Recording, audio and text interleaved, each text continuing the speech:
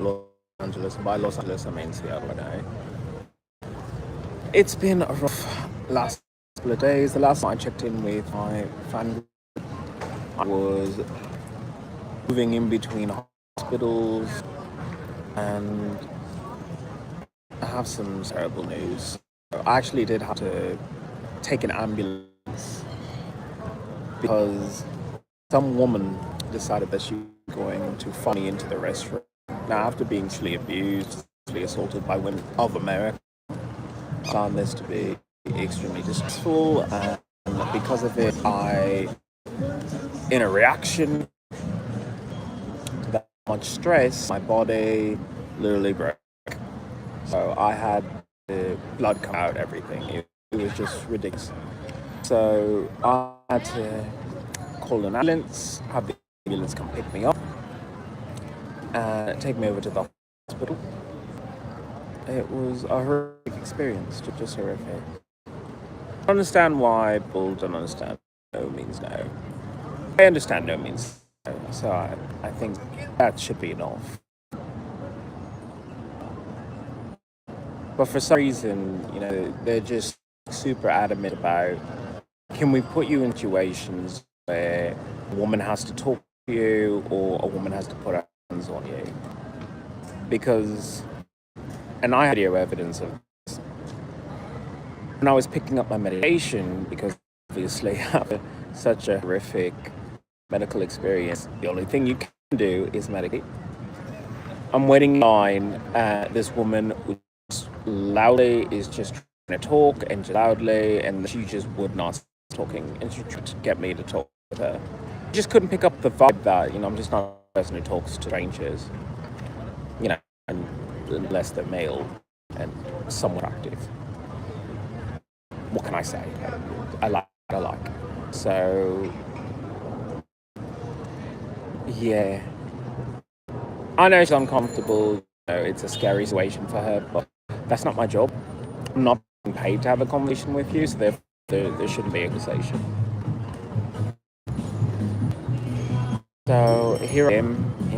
This is what, day 4 of complete homelessness, and I decided I was going to come on and talk about what it means to be homeless in 2026, and what it means to your health and your wealth. When you're homeless, you lose the ability to put a roof over your head and cook your own meals most of the time. But then it opens up the idea that there are other people who are actually qualified as chefs, paid chefs, and maybe they should just cook meals for you. Or maybe, just maybe, you realize that the inventor did many things, but it really did wreck the world and human body. I've said it before on my podcast that, we used to eat decaying, rotten meat, and that was highly nutritious because we could actually break that down. And cooking the food means less bacteria, less fungus, less disease, less parasites. But you get such little nutritional value. So it doesn't really equal what you think it does. It looks pretty on a plate, it tastes great, you can season it, it's wonderful. But then the body says, what can I do with this? I can maybe like for 10%, but then I gotta chuck it because I can't use it. And then your body says, okay, well, if you leave it in for too long, it'll rot in your body, and you can have rotting food in your body. And I don't know if people have learned that over the years, but it's one of those things that you want to teach people.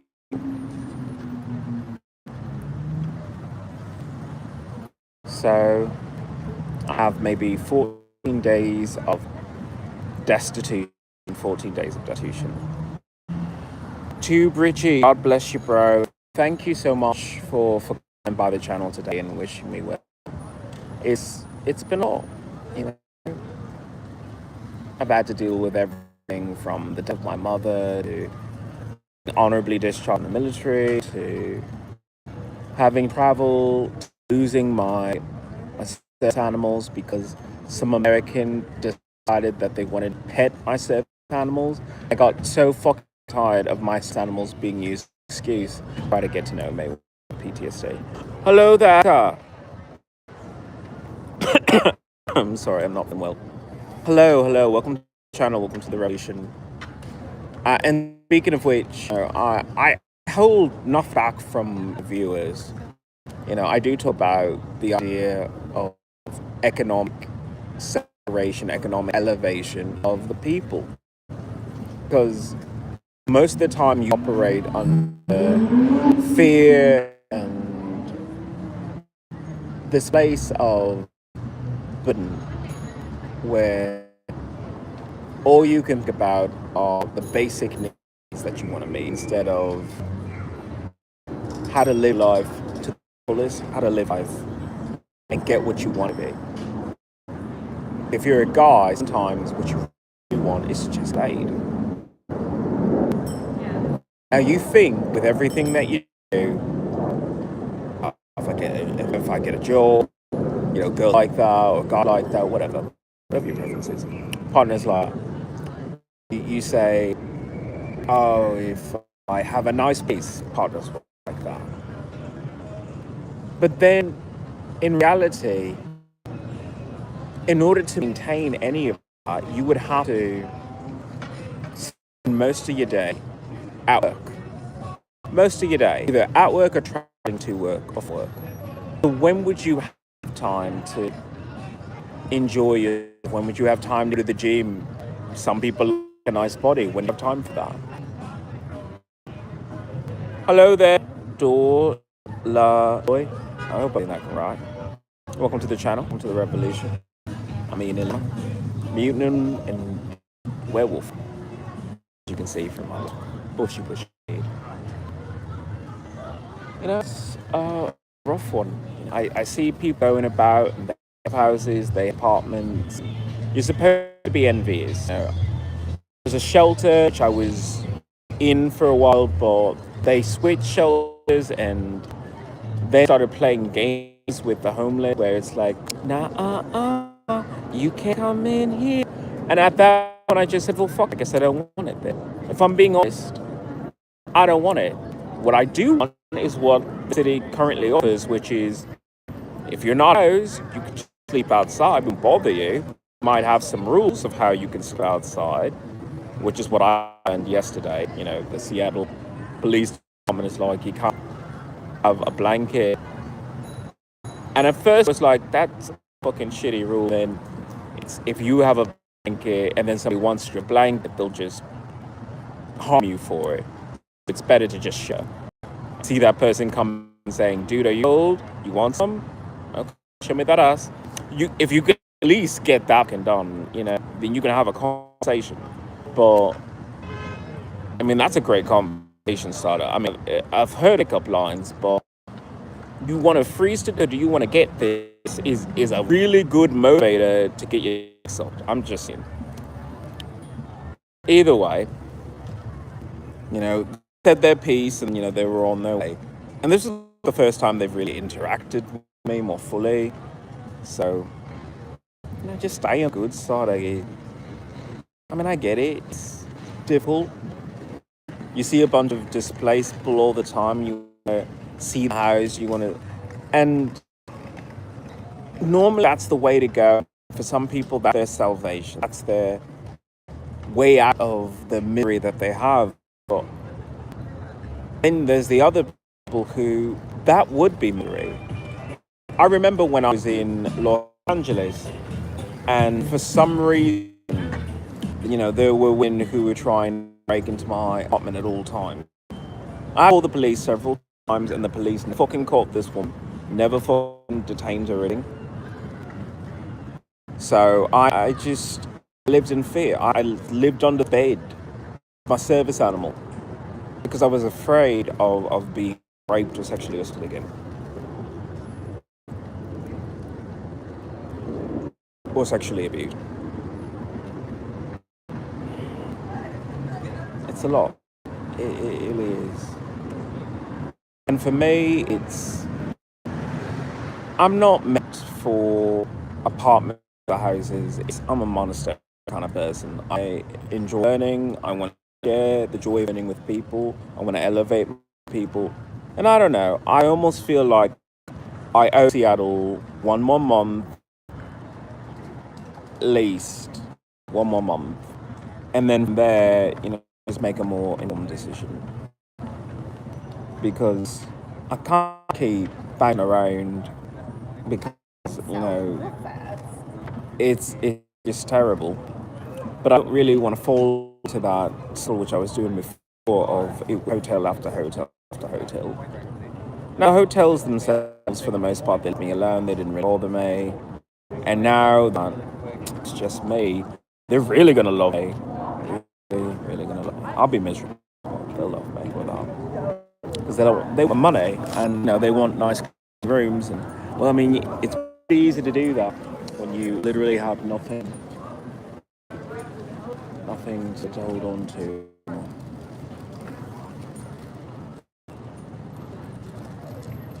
If anyone wants to donate to the channel, it is Ian Ileona on Cash App. So if you want to look me up on Cash App, that's there. Or you can leave a message here and I'll put it in the comments. That's only if you want to.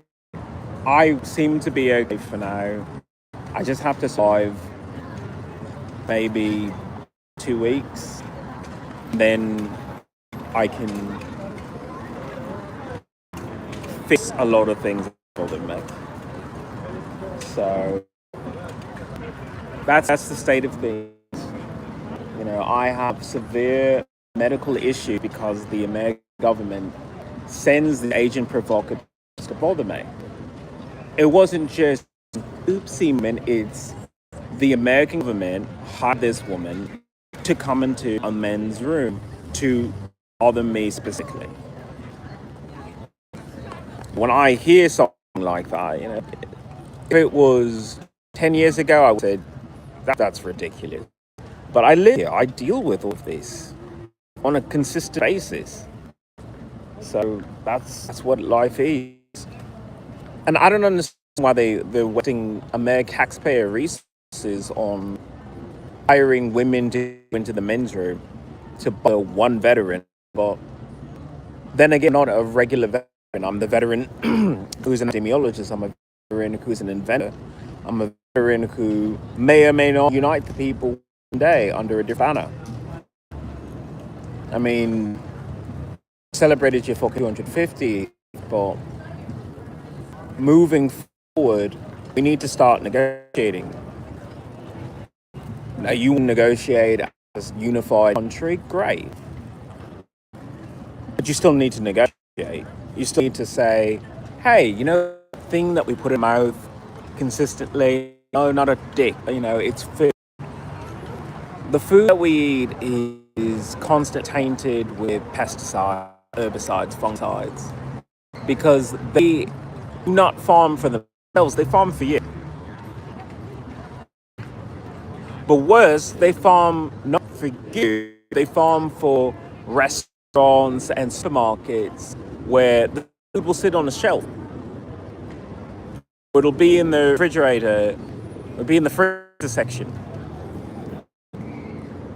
You're not eating it. In fact, we're so broke, you couldn't even afford it. So you know what they do?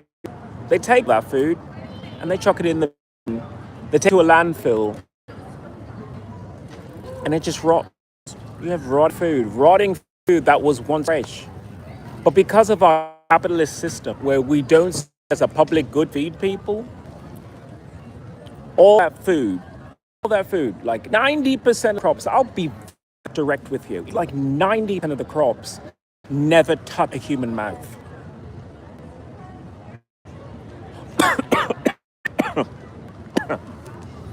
I'm sorry, it's like a salt, sand, and beachy fucking attitude. I just something like blown fucking face. But either way, all I'm trying to talk about is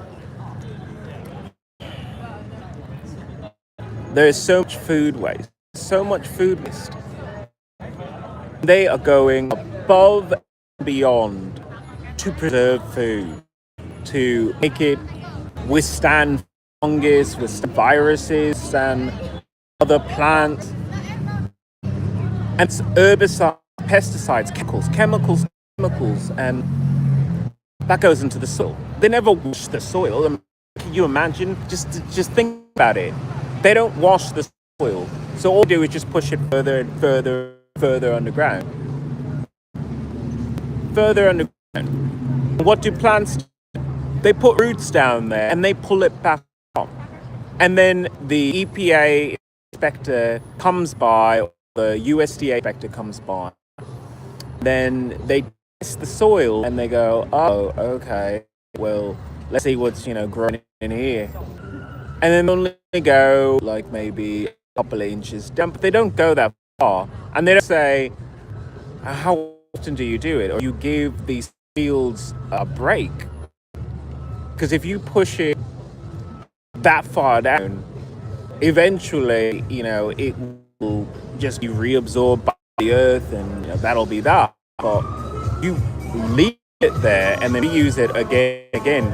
All you're going to do is just plants pull back up, then the water from the rain and just hiding your crop will just push it down, and then it'll just stay in this strata, and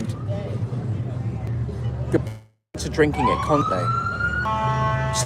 When you juice your plant, you're eating that.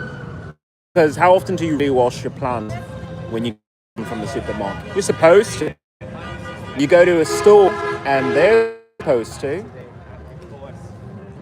They're supposed to do a lot of things. Do you care? Do you ask questions? No one does. So if I did stay here another month, I would actually put that to a vote and say, if you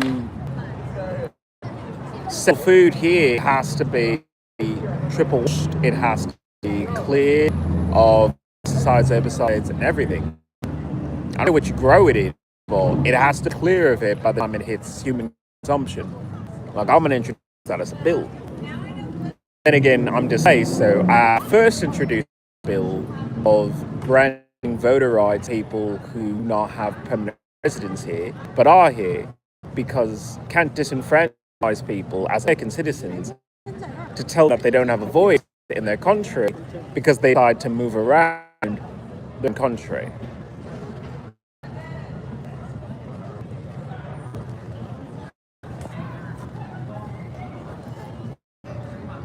Like the Jim Crow laws that required things like literacy, I'll say having an address is one of those requirements to stop a lot of people who are civic-minded and politically savvy to contribute to the democratic process.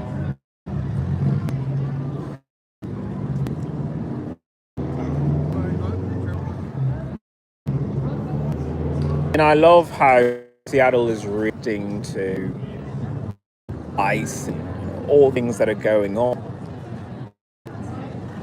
But they live here.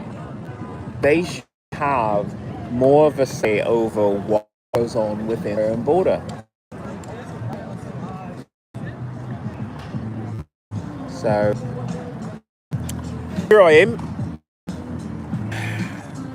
trying to figure out what I really want to do next. I mean, after the experience, I'm exhausted. I'm literally exhausted. The Brits rejected my application to come into the country, but even worse, they tried to reintroduce me to America by bagging my stuff so they can get it through customs. None of the stuff I have is illegal, obviously, but they bagged my stuff, so now I have to walk around with my stuff bags as opposed to take my stuff out and just have it on my person, which makes so much more sense. It makes sense to travel light and not have this constant idea of the home base to go back to. The home. I pay good money. Because the people in Venezuela, they thought that too. They did. They had rental agreements, they had deeds, houses, they had a lot of things. They had a W-2 or their equivalent of what a tax form is that said, I'm an employee, I work at this building. And it's just the earth shook and just proved to them none of that shit really matters. When this shakes like that, you're supposed to fucking react. You're supposed to say, I need to change, I need to reevaluate my life. The earth did jump right. That didn't happen. At Los Angeles, it shook a little there. They're not going to change. They're not going to go to that next level of we need to redesign everything, or we need to come together as a country in a way that we're just not doing right now. Because this is the new normal. Earthquake, floods, forest fires. I've been informed by my own family that there was a forest fire in Canada, and I'm still upset at Canada for denying me again an application coming to the country based on the fact that I'm not super famous and I didn't have there seems to be like a theme of, if you actually book a gig here, you come by. I mean, for this now. Because, I was trying to get for asylum, which is my fucking right. The global citizen to say, I don't like how my country is treating me. They treat me like a dog, and all I do is tell people the truth. I don't shove it in their face. I don't have a picket sign. I have a YouTube channel, and if people want to listen to the truth of how the world is, then it's here. But if they don't, guess what? There's plenty of other ways that you can play into the system and just let it drain dry. So now that I'm here, I'm going to have this conversation of the true robbery of how America dangles promise of, well, you're a citizen. You have rights. Of course, it's in the Constitution, it's in the Bill of Rights. You have rights here, you may here. But then disenfranchise you all the time. They put so many roadblocks that your pursuit of happiness is always out of reach. I mean, for me, my pursuit of happiness is to get laid with super white guys with tattoos. But, that just does not happen. That's my personal burden. It really is. Other people, they have issues, with the state of education, the state of fair housing. If we're being honest, none of us are the type that really want to be housed. You don't want to be housed. What you want is bottle served in a fucking bar. What you want is sit in a restaurant, eat a good meal. And you can have it. You have a lot of these things. I almost feel like one of these cities has to go to that next level and just realize you decentralize. You can give bathrooms an upgrade, you give housing the downgrade, which is upgrade. Live in an apartment, you live in a house, it just turns into what can I do to avoid sleep? Because when I sleep, I actually get rest. I'm connected to the world and everything. People are resistant to sleep in America and many of the Western countries. And, the CDC really does a report on insomnia. But I'm going to break it down for you guys.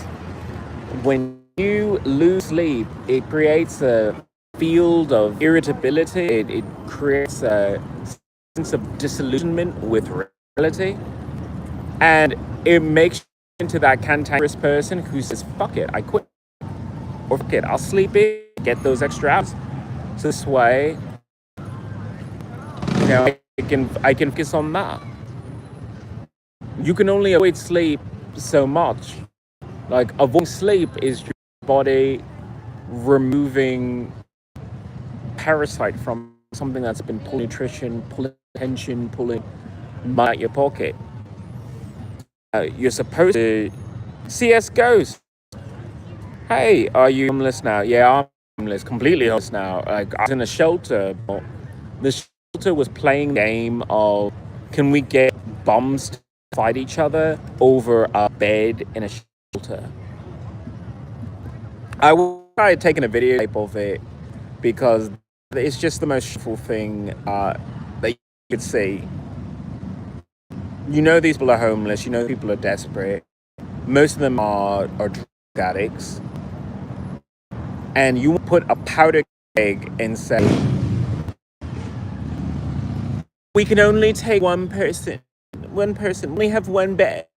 It's, no, we all signed up to travel. You took our names and we're supposed to be on the list. So how is it somebody just strolls up there and you're like, well, okay, we'll take that person? It's like, well, there was a list. But for me, it's, if that's how America, if that's how Seattle is treating people in order to get them housed again, then no, it's just not worth it. You know, you're conditioned because you see your parents do it. You're conditioned because, you know, you see people on television and they have fabulous mansions or have apartments that are just out of Architectural Digest, and you want that, but really, you think you want that. What you want is to go to sleep and wake up again. You want security. You want safety. And sometimes that is sleeping on a park bench and being shaken awake by the police who are patrolling. As opposed to the idea of, I'll buy myself a castle and then everyone knows it's a castle. It's the only castle in the fucking area. And all they're going to do is come by your house, smash a window, smash a door, and then they rob you. Because, you know, they what you have, as opposed to when you're homeless, you don't have anything. So when you have your life, isn't that more precious than whatever gadgets or things that you can pick up?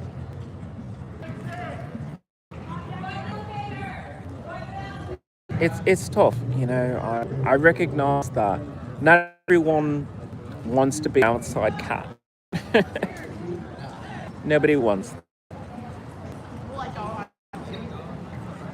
Hopefully, if I spend another month here, I can elevate that. I can expand it and upgrade that learning experience for people like myself who have their shit together, but then realize that there is more to be gained by sharing resources and creating a village where there was none. I'm going to try and unionize homeless people. That's what I'm going to do. Because they have rights as citizens. They have rights as human beings. And they be treated with dignity. Some of them are escaping things like domestic violence. They did everything right, you know, except maybe the person they decided to fall in love with changed. Maybe they didn't know at first, but it's harder to leave because then you feel guilty for being so stupid to fall underneath that. And it becomes addiction of you're so damaged, who will love you? So I get it. I really do. Which is why I do my best, because I'm a humanitarian, even though people have always fucked over. I'm a humanitarian, so I'm going to do as much outreach as a homeless person.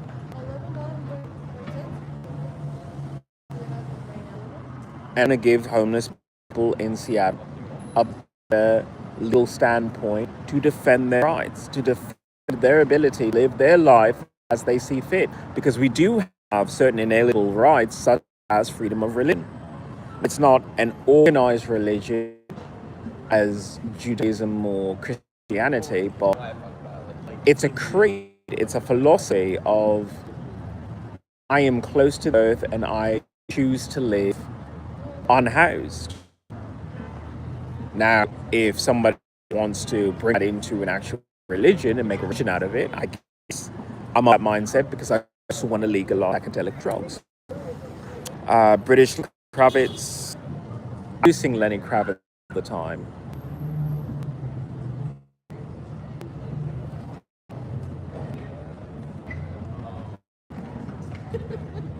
It's a rough day for me, so I'm not going to. But come back on another day and probably do some Lenny Kravitz. I could never give up. It's a beautiful night. Welcome to the channel, The Revolution I Can Never Give Up. I'm so glad you're here because that's a powerful message. So many things are wrong in your life, and you look at what is the rock bottom. Because if rock bottom is didn't go on the holiday that you wanted, it's not a rock bottom. If the rock bottom is you're here in a different city, you don't have a lot of money, that's not rock bottom. If you have to sleep outside because the shelter's abusive and are trying to set fights in between homeless people, it's not rock bottom. Rock bottom is when you give up. When you have things like suicide ideation, or just want to not well. That's giving up. No matter how bad things are pretty bad for me. I ought to remind myself that I love myself. I would love to be loved by someone who is a giant rugby player with a thick body and a beard and just hair and tattoos, but if not right now, then I will at least love myself.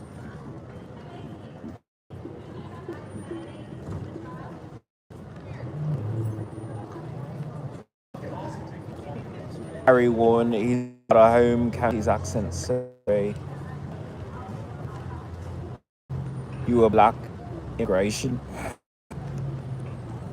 Oh, funny you should mention that, but my father was a Brit and then he immigrated to America.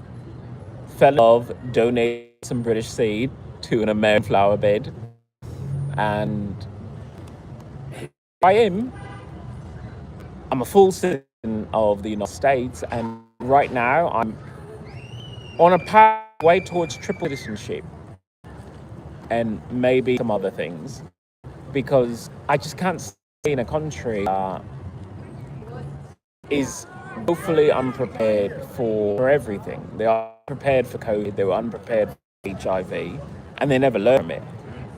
Like, you need example of the CDC on the ball. It's that. So I got so much flack from my family because they were saying, oh, Trump defunded CDC. I'm like, yeah, at time. These people have degrees in every field of microbiology. But when it comes to civics, when it comes to diplomacy, they don't do anything. They don't say, okay, well, we need to completely change how we do business. We need to reevaluate how we use technology.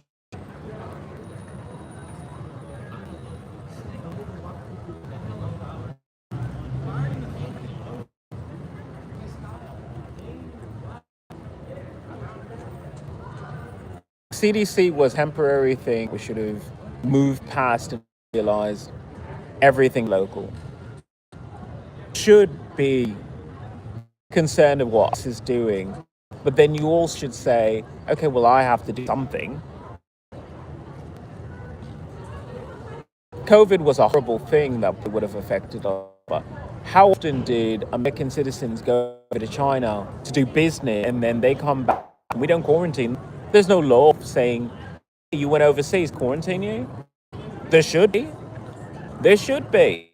We live in an age that's gone through HIV, has gone through monkeypox, that Ebola pops up every now and then they kind of sweep it on the rug with some celebrity nonsense that you find more interest. Hantavirus, maybe something. So, there's always something going on in another part of the world, and we keep thinking open borders, open borders, open borders. I'm for open borders, but can we be smart about it? Can we also say, could we maybe qualify more nations? Could we maybe qualify the TSA customs agents to be on the lookout for these kind of things? I think we could. I think it behooves us to maybe move toward a future where communication is always to be free. Or maybe opening boxes from Sri Lanka or China or whatever fucking country that is in America isn't exactly a fucking good idea. They didn't do it in the UK either. No, nobody does. Nobody does because we just forget. We forget. If you're part of the gay community, it's always, oh my God, the AIDS crisis. The 80s, 90s, the band played on. There's like so many movies they make and they remake and plays that they constantly put on. Rent, one of the hugest things, and it's like everybody has AIDS. It's like the fucking theme song of that. But we don't learn from that. We say, damn, the government stood by while our entire population was decimated, especially our special population of impoverished people, musicians, intellectuals, gay people, transgender, all these people affected by this disease that the CDC just didn't want to do with. Although, to be honest, I don't know if the CDC was a huge a deal then as it is now. But if it's such a huge deal now, then how did it happen? Because if you knew that there was a disease in another country that was highly virulent, mutated a lot, wouldn't you at the very least say, okay, no flights, no more buses, only delivery trucks, only emergency on the streets, stay home, stay indoors, lock it down. But lock it down means a lot of fucking great things. It could also mean, and I'm pretty sure they did this in some areas, they would say, Uber Eats, it's free. You can have the food anyway, but there's no delivery fee. Delivery fee is actually jacked up because now you're a government employee. And maybe that's what we should be doing. Maybe we should stop looking at people who are Uber Eats drivers and say, no, the people who are driving things around when we have huge issues in our infrastructure. I'd like to think so, but they're going for herd immunity.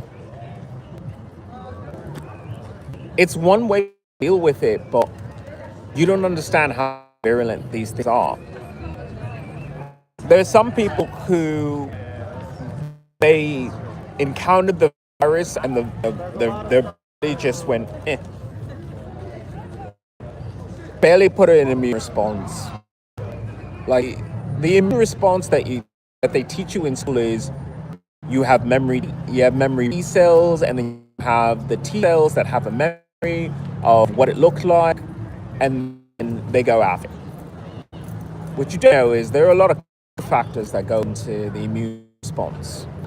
And sometimes the cofactors are so strong, they'll bind to the substrate of the virus instead of having any interaction with your lymphocytes, which means you don't have an immunity, which have is interference.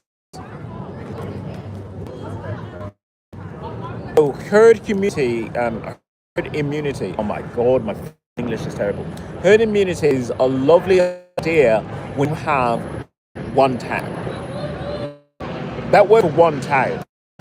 But what town in America or any place is one town?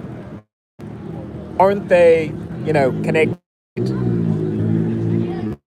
You get something like Chipotle, and Chipotle says, "Oh, we only have fresh ingredients. It's delivered fresh every day." It's like, from where? From where?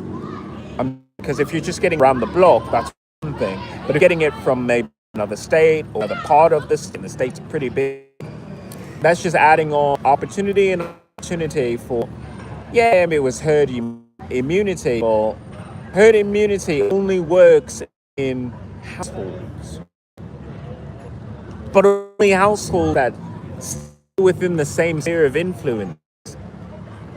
Something that we don't do. Every time you go outside, in most areas, you're going outside a bunch of people who are strangers, absolute strangers.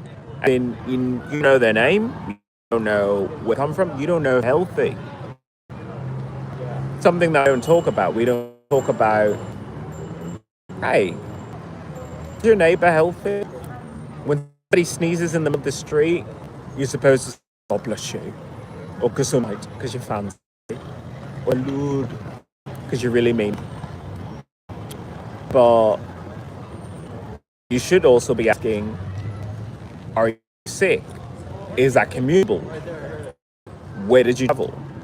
Now, the government says that's private HIPAA information, whatever.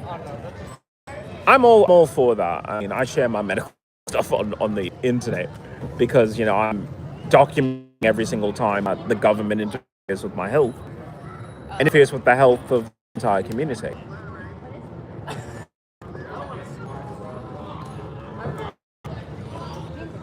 If we're not asking these questions, what are we going to do? Because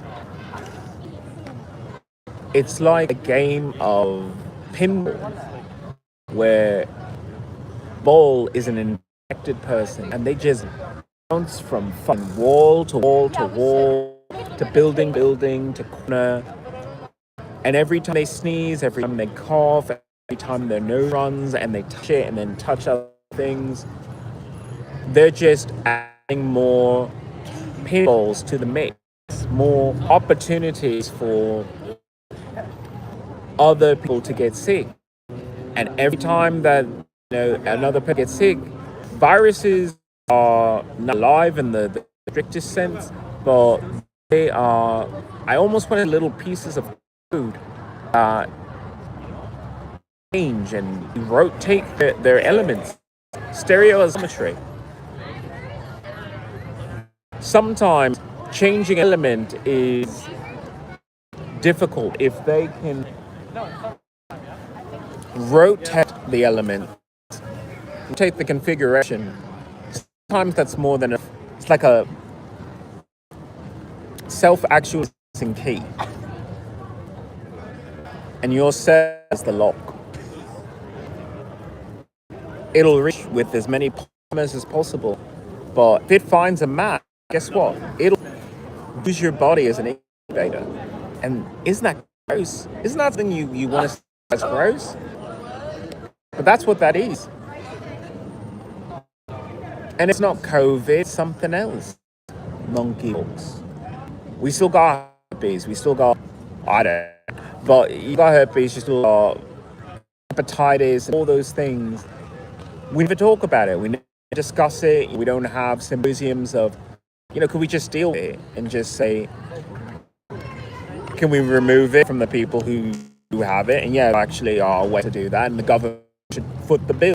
The government foot the bill and say, those ADs and STIs that we used to think were incurable, they're actually curable now. So if we treat all those people, then we have people infect new people. But if you don't ask for that, then who is asking for that for you?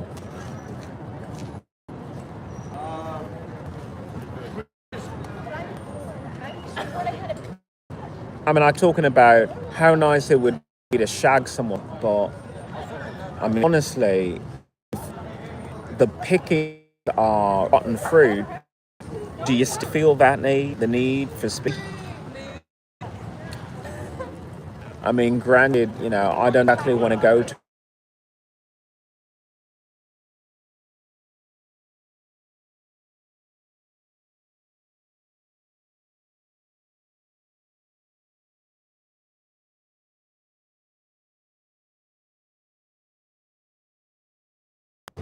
so again, I was talking about the idea that we should have government programs specifically designed to talk about public health, not in the way that we do before, which is just the great paintings. Because that's what the CDC and the rest of them were doing. It was, can we see what you have, as opposed, could we treat it?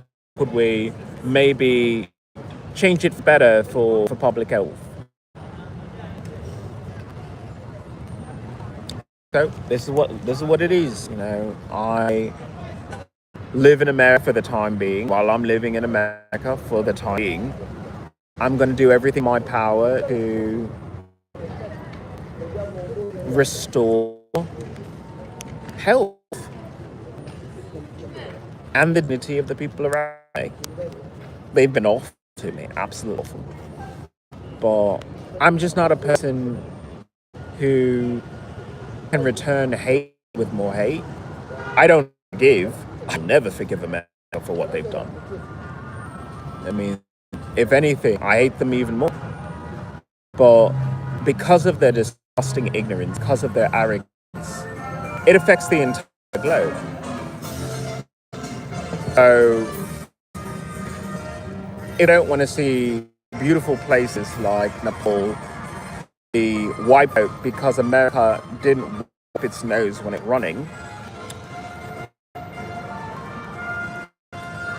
and started touching everything, then yeah, I guess I have to speak up. Speak up for people in other countries and in this country who say, yeah, your version of public health threatens mine. Your version of public health threatens my family, threatens happiness. I say this as a Captain America fucking buggers off in that direction. But I don't mind. I don't mind being tougher person when it comes to border control. Because I understand what's really at stake. A lot of people talk about border control. They're worried about crime from illegal. I was like, no, I'm worried about global commerce being so lax in its security. It opens the door to a Pandora's box of disease. So I'm all for, communication and business deals to be created. I mean, after all, that's how you build stronger bonds between nations, through corporations. Because now corporations are giant lobbyists. You think you vote, you think you do, and you think that is, and that's cute. That's real cute. Because you also say, because you are housed in a certain area, that you're eligible for a wonderful thing, which is registered voting. That status means so much. But you know who has more votes than you? Corporations. Because corporations can call up presidents. Corporations can call up senators and tell them exactly what they want. And they get it every time. Because you're not going to sell tickets without beverages, without food, without clothes, without vendors. People talk about corruption in politics, and it's like, no, there's corruption in business and in politics. And there's not enough protection for regular people. They are outvoted, outmaneuvered by multinational corporations who have a vested interest in keeping themselves in business. And therefore, if you suffer as a customer, but then have to use their business more, that's a good thing for them. It's actually good as shareholders too. At your own expense, at your own risk. So, I don't know. because I am born here, technically, I'm supposed to be one of those people that's, I feel a calling to be your president. It's like, no, I don't. I feel calling to be a tribesman, feel a calling to lead people who want to listen, people who want change toward a better way. That's all. If the whole country, say fuck psychedelics, but 2,000 people, 10,000 people say, yeah, I want psychedelics. Well, guess what? Fuck the millions of people and 10,000 people who want psychedelics can come hang out with me. Well, I'm going to do that. Not here, right now, because that'd be illegal. But the idea that you have enough people to have a referendum which say within this limit or within this state, psychedelics could be legal means something. That's really worth fighting for, because that would change the destiny of a group, a country, and everything. Because we already have people emigrating because of marijuana. For cannabis, people are like, I don't really like California or Colorado or any of those other states, but if it's illegal there, recreationally, I'm gonna go. And so all these hippie blue states, they got an influx of people who maybe didn't agree with all of it, or if you stay for the weed, come the weed, stay for the leftist bullshit, and that works. And the same thing with the rate, if you get tired of gender politics and you want a little bit more homogenization, which I'm actually not against. I'm not against it because I understand it fundamentally after living in some of these areas like East Los Angeles, where I thought, I'm brown like you. We practically are cousins to one another, except, I'm South American.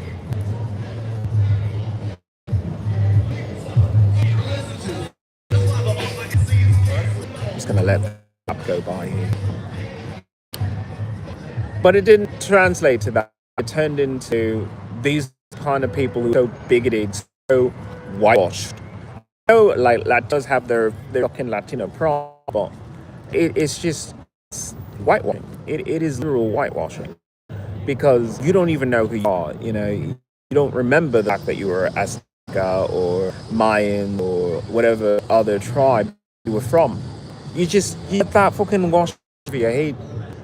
You might remember the food, and the food reminds you of who you used to be and what you used to eat.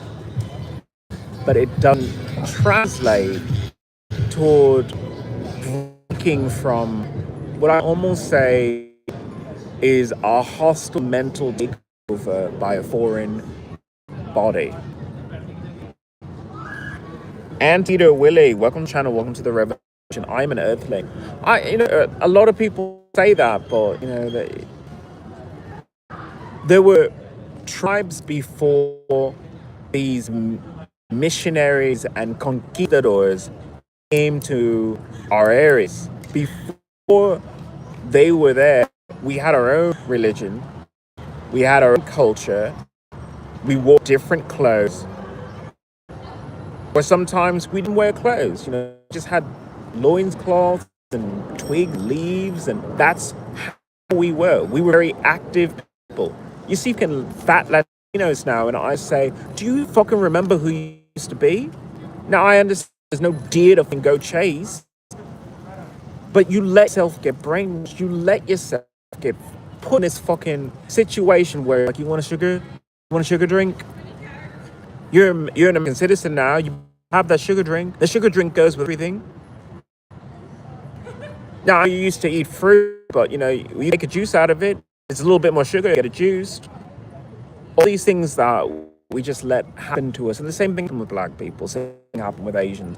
Because you trade your culture, you trade your ethnicity in order to Americanize yourself.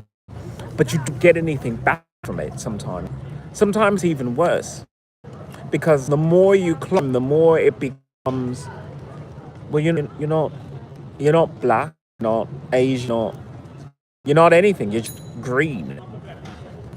If green could be an ethnicity, then good points to it because there's a lot of safety and security in the green zone. But you lose a lot of identity. You also lose a lot of the basic health. You lose community in some ways.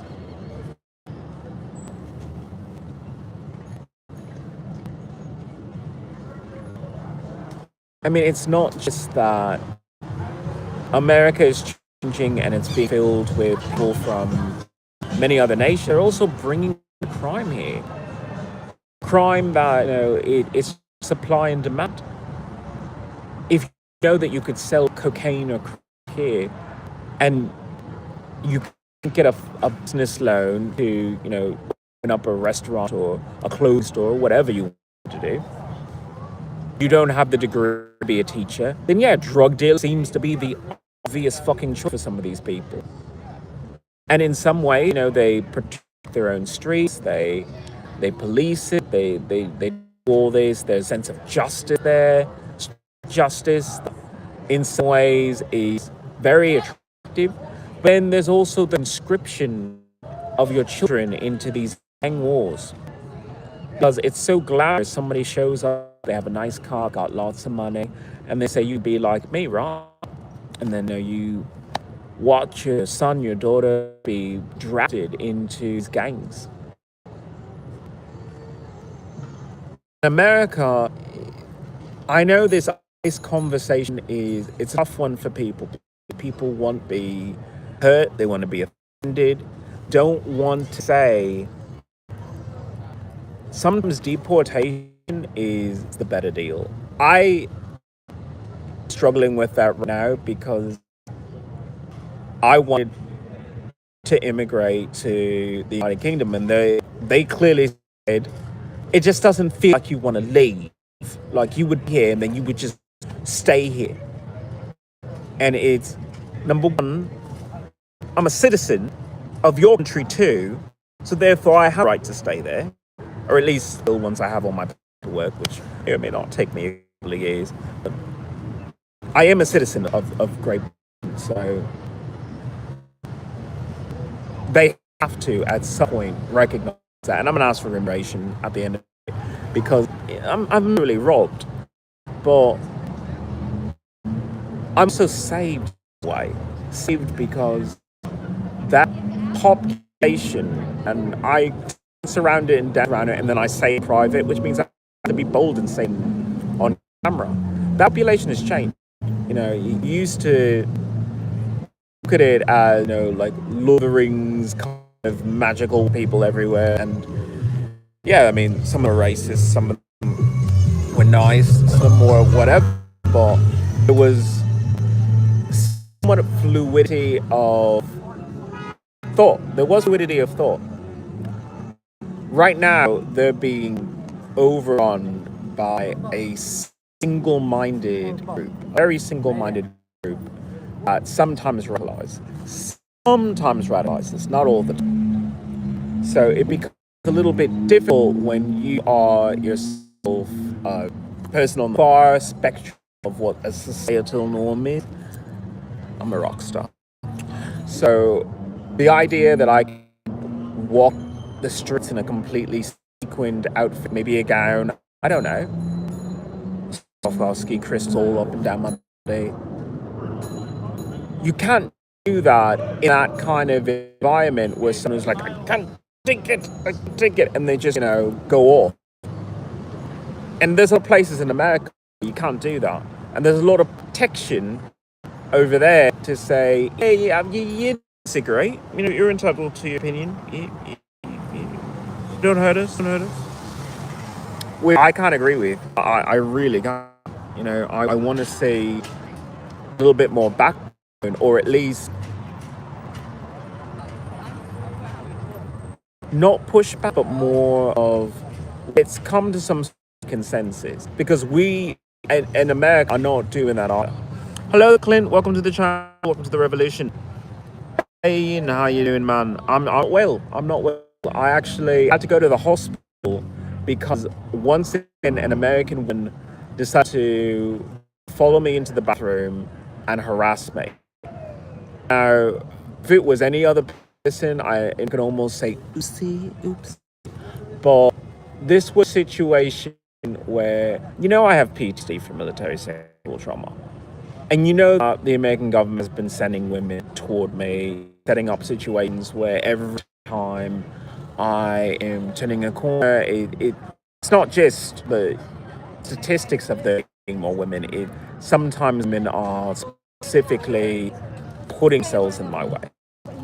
But they follow me into the bathroom while I'm trying to deal with what turned into a medical emergency. I have to speak out again and say, that's government abuse. That's the definition of torture. That you weaponize a psychological traumatizing event against someone who you think is a free radical. It's like, yeah, I am a free radical. I'm American. I can talk shit about this country. I can call it the fucking shittiest country in the fucking world, and also defend it because I can say it's the shittiest fucking country in the world, and then I can also say how I make it better, or how you could make it better if you actually cared. I know what you mean about the hospital. I just had a bad seizure. I feel shit now. Clint, this will be hard for you to hear, but I'm trying to use the bathroom, and this woman follows me in there. I have an attack on my body. She didn't touch me, but because she scared me, she came into the bathroom to intimidate me and scare me. The body reacted by pretty much shutting my bladder, making me immediately bleed my rectum, and I had to be taken to hospital. And people can laugh, people can, say, get over it, get over it, get over it. But this is why I don't get over it, because, it's always a situation of, there are no boundaries. There are boundaries. Just get over it. And I don't agree with that. I think, if anything, qualify the people who you have in life. That's a life skill. That is a life skill to say, okay, I have been hurt by certain people, but there are some people who you say, all right, well, I know where I stand with you. You're the person I just do business with. You're the person who I think is a friend, and you're the person who is a complete stranger. We have no interaction. There's several different variations of that, but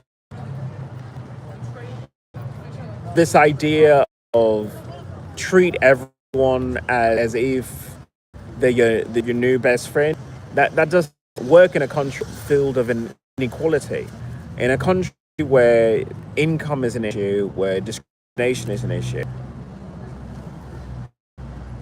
Me and Tiffany were asked by Valkyrie to be parents now because he came out as trans. We're trying to help them get on their feet.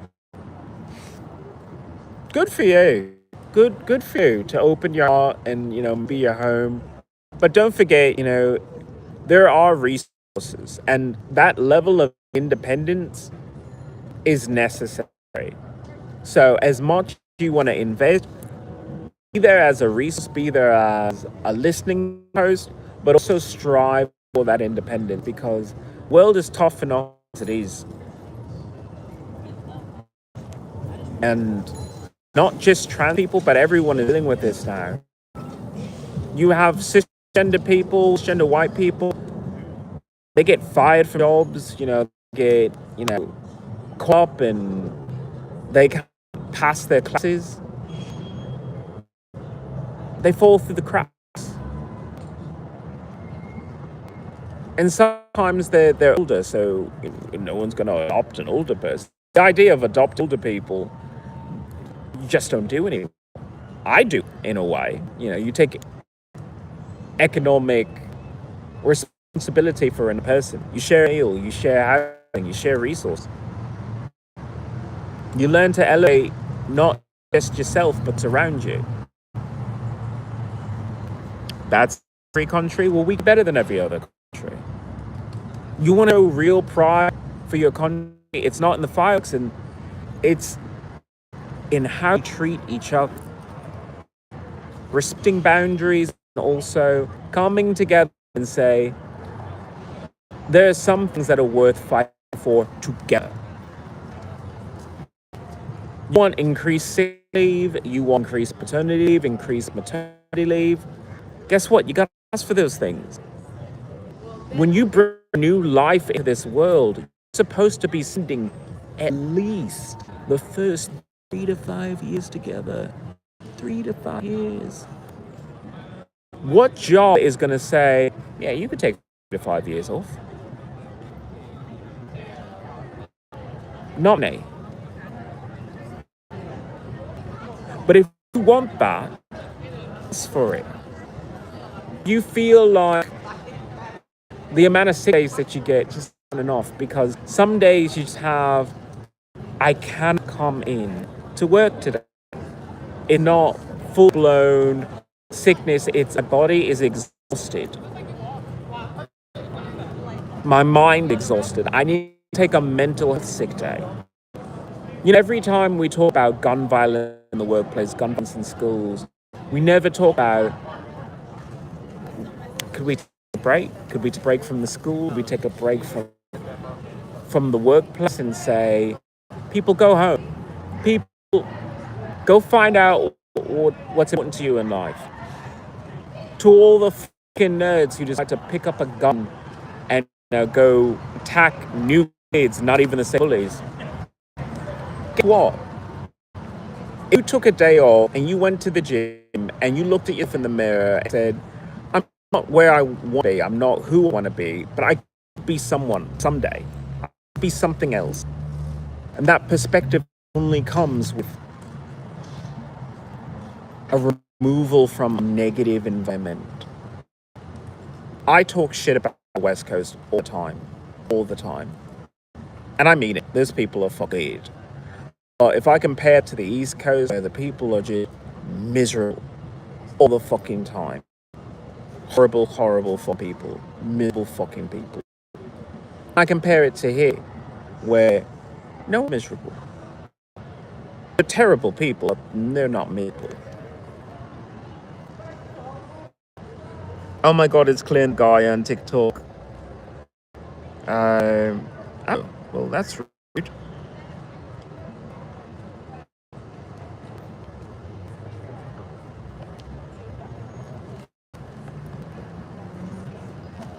I'm going to leave Elsa's comment there, because if you have charity, you have to take criticism about charity. You have to. Clint, I know you understand, because I'm of the same mindset of, I love to help people, but if I cannot be a person where you come and look at my books, you come and visit my office when I have an office, or follow my day-to-day activities to see I'm a truly genuine person, then I'm not the person that I think that I am. And I'm the person who says transparency is not just government. Transparency is for non-profits. Transparency is for religion. Transparency is for everyone and everything. When you go to a stadium now, they're telling people, yeah, you can bring stuff, but it's got to be a clear bag now. And a lot of people are saying, oh my god, you're peering into goddamn fucking soul. You chose to come to a public place where people are gathered who have understanding that if they go there, they come back home. So if you are of the mindset of, well, I need to bring makeup back, or I need to bring my rolling papers or whatever you think you need, then yeah, shove it in a fucking clear bag and bring it. The same thing with kids' schools. If you don't want to put kids in uniforms and say you're all going to wear the fucking same thing, if you're not going to say we're expecting you to have 2 sets of textbooks, one for your house and one for the school, then yeah, you have to eventually say it's clear backpacks through and through. Now, they're not, they're going to say have to pay for it or it'll just be given to you for free. And yeah, this person is going to start smoking in order to smoke in my face. So let me move people up to do this because they know that I don't like to have cigarette smoke directly in my fucking face.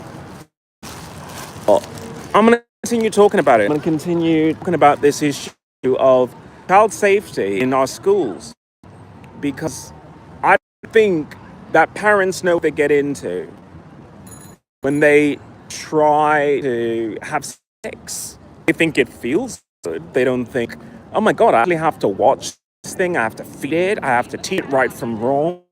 And oh yeah, I have to qualify the adults that are fucking around it. You relinquish your control to a corrupt government agency, a thing that has no vested interest except making your children broken. So either they're a burden, which wipes out your fucking family, wipes out your fucking fortune, or they become a nice little cog so other people can make money off. So the idea that these school shootings, both the wake-up call and also the biggest snooze button ever. Because I don't even have kids and I'm fighting harder than the people who actually lost their children. One thing to make this little fucking infomercial for YouTube about how you lost your child, another to say, I will never fucking spend a dime in this country if this is how, after years of working, my children just snatched me. But Americans don't think that way. It's hard to think that way because then that means that you recognize you have power beyond just voting. You have power beyond just protesting. You have power in your wallet.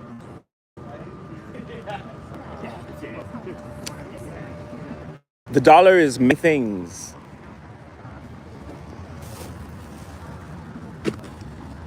It'll free you. It'll blind you.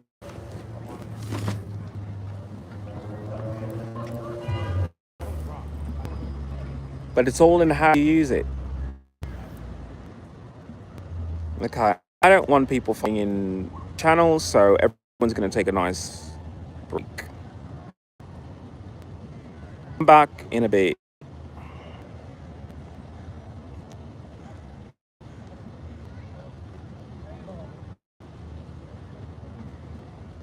All right.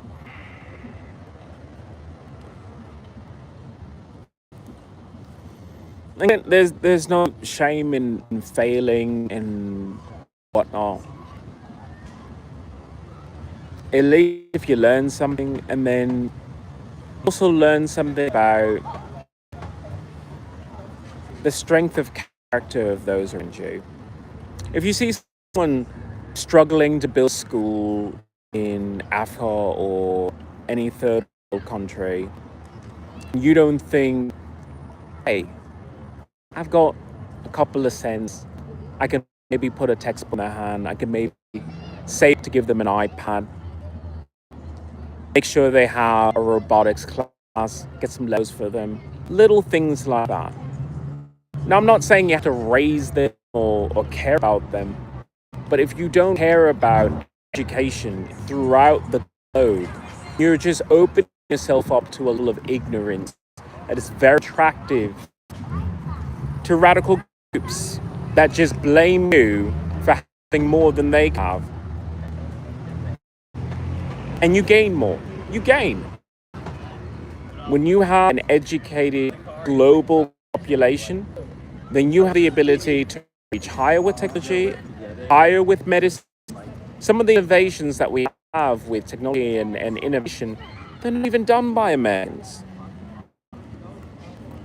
And every time we allow a group to immigrate here, get to talk to another group, get to talk to another culture, get to learn another culture, and we advance human knowledge that way.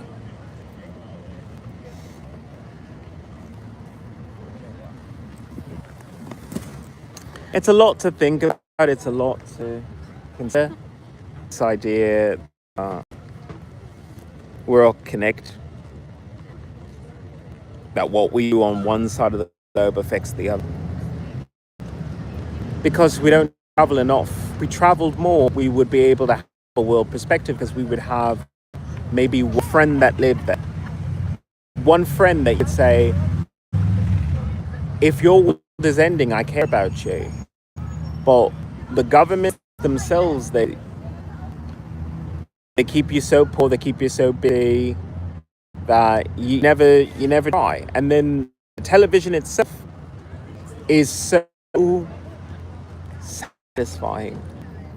So satisfying that you look at beautiful places, Egypt, Turkey, Kenya, all these beautiful places, and you say, it's beautiful there, and I've seen it already. I've seen the beauty already. I don't have to see that in person. It's like, no, you did. You really did. Is it safe to go travel everywhere? No, of course not.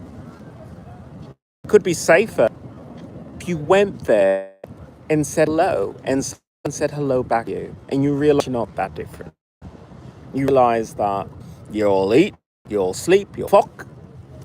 Hopefully the light's on. Excuse me. But if you just had an opportunity to get to know someone somewhere else, you would see that it's important to want them to be successful. If you visit another country and say, oh my God, it's beautiful, you would have a vested interest in saying, I want to still be there and visit it again. Okay, I'm gonna read your comment. I was trying to help a long-time fan. They're in a residential home and are to age out in 2 days, and they will be on the street. All I wanted was for them to have what they need. People suck. People suck all over, and you have to always realize that when you have pushback, you got to push back even harder. The idea that celebrities always do the big stuff and little stuff gets shoved by is tough. If I was a bigger celebrity, I'd help your friend in his skin. Because the idea of someone being in a residential home and aged out, whatever, that affects all of us. Because we're all going to be displaced, we're all going to be out of the job, we're all going to be shoved out when it comes to natural disasters. We keep thinking of these pieces of paper that we have as a guide to permanence. It's permanence. It really isn't. Oh my God.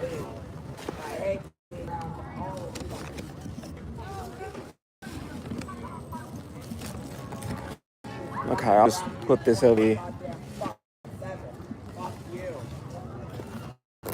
I want to view that person saying that, because that's what I say all the time. I'm not going to lie. I spout the most vile, anti-American things whatsoever.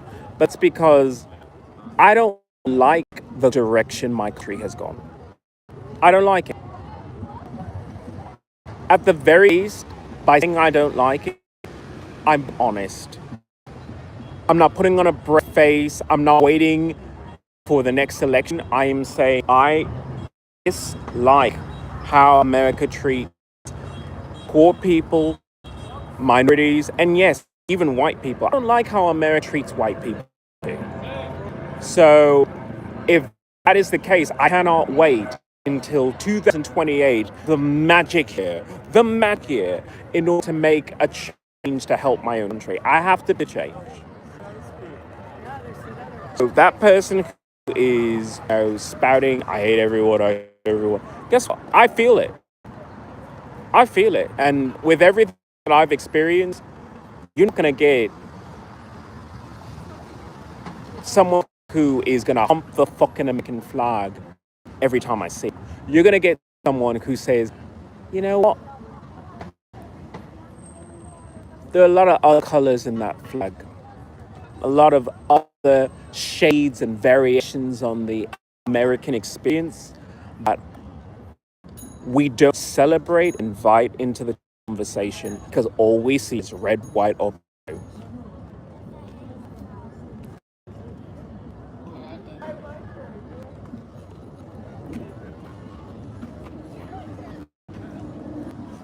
So I'm going to continue doing what I'm doing. I'm going to continue doing these podcasts, talking about all these issues, and reminding people that if you feel like something's off, that you're not getting what you want out of your American experience, then speak. Live here. This is the video game, and you are the main character. You look around at the situation, and it can be whatever you want it to be.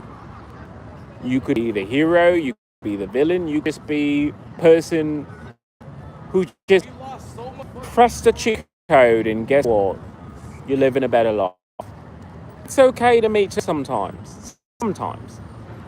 I begrudge people who say I've got every single content streaming channel, I have my food delivered, and I have my circle of friends, and I'm done with everything. That's a valid life choice. I'm trying to remind even those people that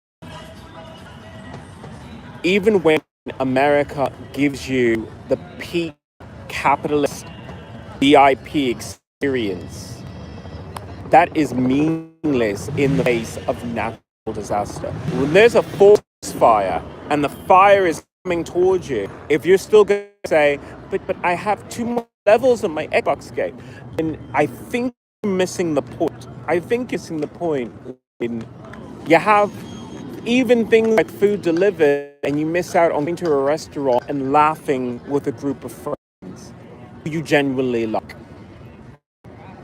Who even say to you sometimes, you know what? You have to pay for the meal. We got you. It's your birthday.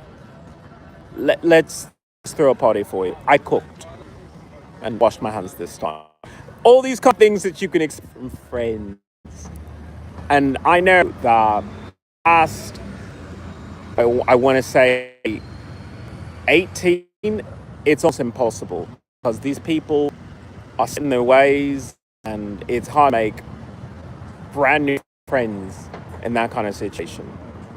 However, maybe you need to start it from a different perspective. I keep telling people civil partnerships. Civil partnerships are, I don't know you, I may not like you, we may disagree on everything, but we can share an economic interest. An economic interest as in to buy a certain good and service, or to provide a good and service. Share a video game session, share pizza, share a sandwich, share ice cream, share a house, share a television show. I don't know. Civil partnerships. People in Hollywood do it all the time. That's what a cast is. It's a civil partnership. It's a legal document binding them together for the mutual benefit of advertisement of their skill, and then also compensation. And sometimes, furthering their own political views. But that's more than something you can do in just that one sector of the job market. You can do that in including the unjob market, the shiftless, never gonna get a job market. You can still get a civil partnership that says, all right, when I go to this pizzeria, I cut the pizza in half and I give you half, and then you give me half my money back. Put it in writing. Guess what? That's a civil partnership. You can have that as limited, as in a one-time thing. You can have it as a recurring thing. But the idea that we pay full price for everything that we have, everything that we do, and we don't even use or consume 100% of it. You buy a video game system and you say to yourself, this is my Xbox, this is my brand new gaming PC. But then in order to afford that, you're dropping $3,000, $4,000, maybe even more, all the peripherals, the brand new games, it adds up. What if you get a bunch of your friends together and say, you know, Nvidia could actually send us a gaming AI center and we can install it. And then 5 or 6 of us who are playing the same goddamn game could just play it in one location or scattered throughout the entire area, or connected to each other. You have options. You have options. But everyone wants to think because they've been bullied, because they've been rejected, that the end game, the way to stop the hurt, the pain, is to close yourself off and lock yourself away in a cell. In any way, it's incarceration. It's incarcerating yourself. After all of the abuse that you deal with all the time, you punish yourself. You know, a lot of people are saying that, you know, the shelter I was going to, no, it's a jail, it's a jail. And it is and it isn't, because it's an area with a roof with security and EMTs there. So if you need medical assistance, as most of them do, you can get it.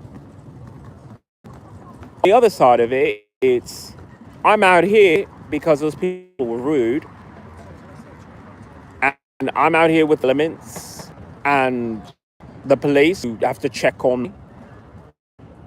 The Seattle police were very abrupt but friendly about it. So, and they do their best to impress upon, please don't put a blanket over yourself, because then that means that someone will think you're an easy target because you will sleep a lot deeper, and it creates a lot of paperwork. Probably does. So, yeah, best just shiver and stay awake.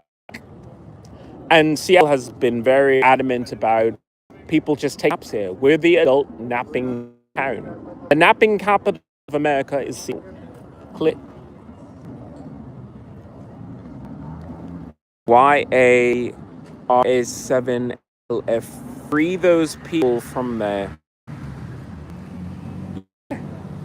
That's what it means to be homeless sometimes. Some people are homeless because they've had difficulty. Some people are homeless because they remember who they were before all of this imperialism, all of this colonization and brainwashing that says indoor better, as opposed to community is good.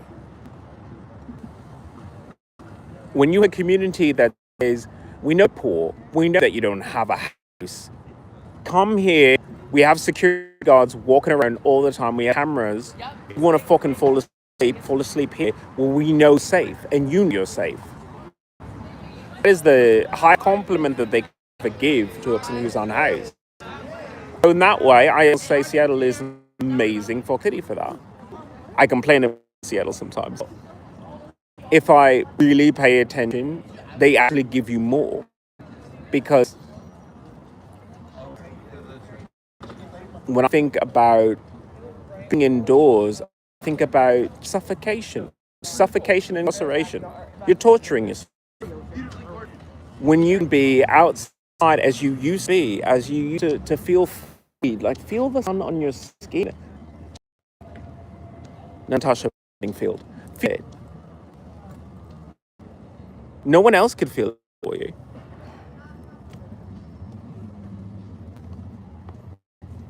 It's freedom. You know, that's what it means to say that you have freedom in America. You have the freedom to work like a fucking slave, which is a choice.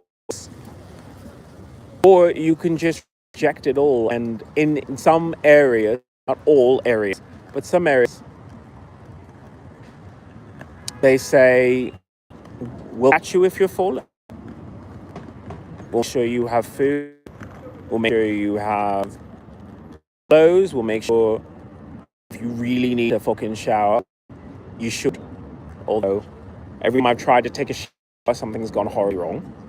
So I have to again go without a shower for at least 2 days. Just terrible.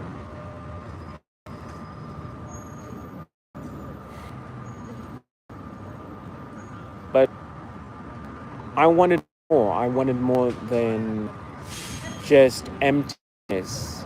Sitting in a hotel room or sitting in a house, just staring at the wall. Eating, staring at the wall, going, this is it. This is the only place I feel safe. It's the only place where I'm not being hurt. Because right now, I mean, without, the people blow smoke directly in the face, which still pisses me off. I'm out here in a podcast. No one bothers me. None. There's no issue. I talk about what's going on in this country, and that's it. I have people join my channel as fans. It's cool.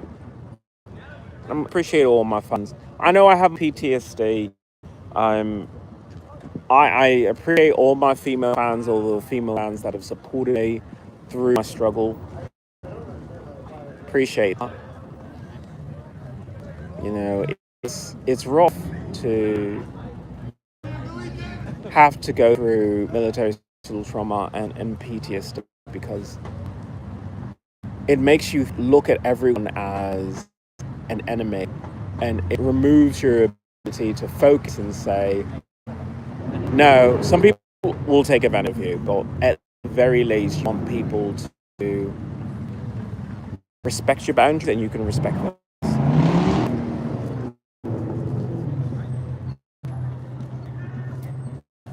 So, no promises, I'm not about that. Maybe I might take another look at Seattle for just one more month, because I keep coming back here for some god's reason.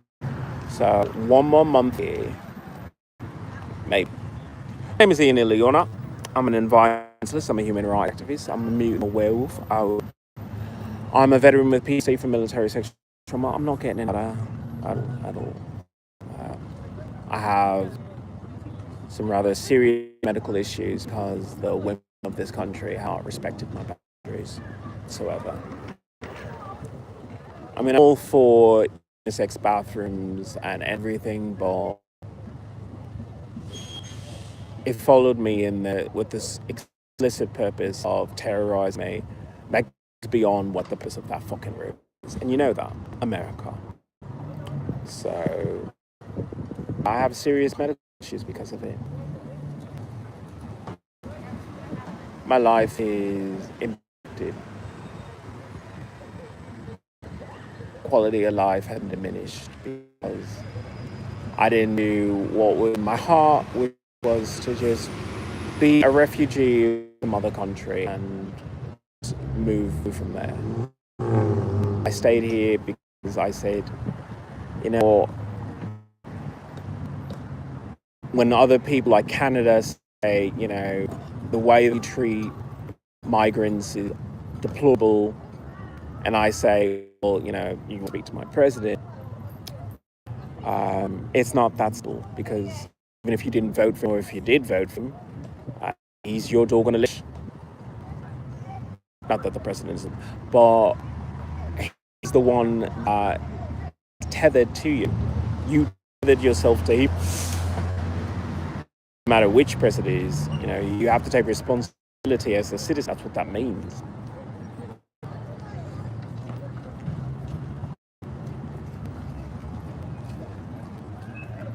And so, unionizing homeless people as a voting bloc, new voting demographic, makes sense, because we're aligned on certain issues.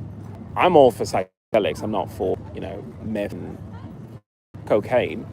But even there, I would almost say in certain circles and certain areas.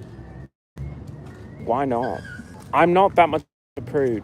I just don't want it in my body, but I respect the ability of people to make their own decisions, as long as it doesn't affect other people.